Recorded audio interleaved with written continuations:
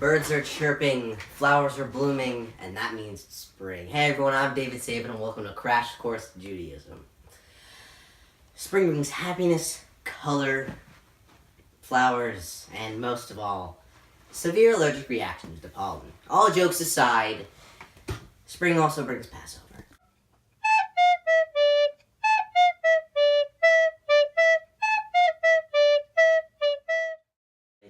Passover isn't about just eating crackers for a week. It's about remembering our exodus from Egypt and how God saved us from the hands of slavery.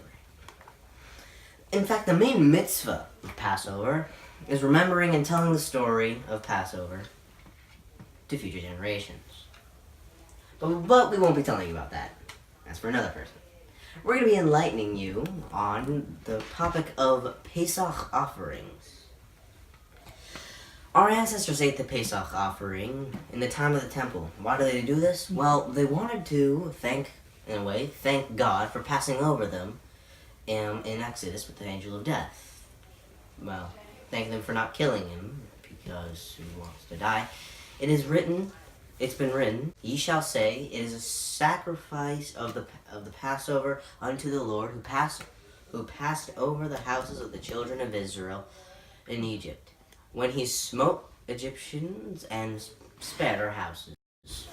And now, let's turn it over to our excessively apologetic co-host, Noah Sandler.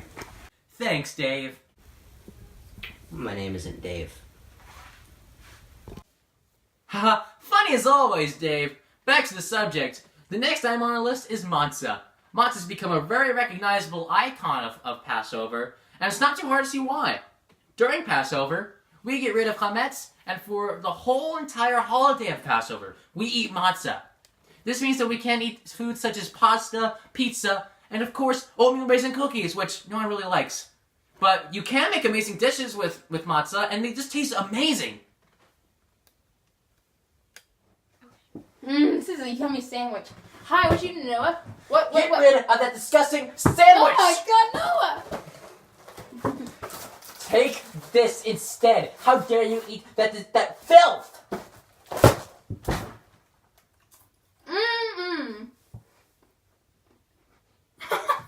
So I was saying, why do we eat matzah for Passover?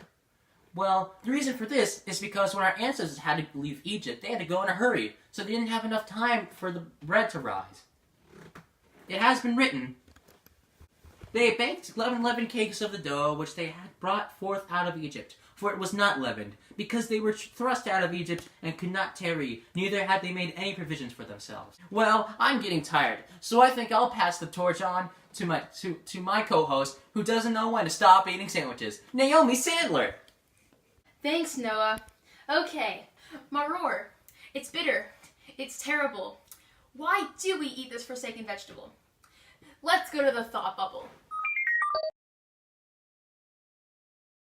From the time of the 7th century BCE, the Jews were slaves in Egypt. The treatment from the Egyptians onto the Hebrew slaves was very harsh and cruel.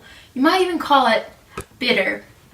In the Haggadah, it says, they embittered their lives in hard bondage, in mortar and brick, and in all manner of labor in the field, and their labor was imposed upon them with rigor. In Passover Seder plate, we have Maror to symbolize the fact that the Egyptians made the Hebrew slaves' lives very bitter and sour and miserable. There are many kinds of bitter herbs that people use in their Passover traditions. Here are the most popular: chasa, which is lettuce, olesh, chicory, and chazeret, horseradish. Passover isn't just about your little cousin singing Mani Shtanach, Passover Seder. It's about celebrating our liberation from slavery in Egypt. Matzah may not seem that important, but it is a very iconic and important part of this holiday, and we always have a box of it sitting on the counter months after Passover ends.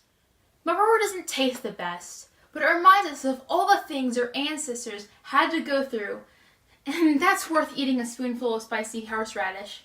Bring it in! I'm gonna hate this. I hate spicy things. Give me my milk. Give me my milk. Godspeed. Yes.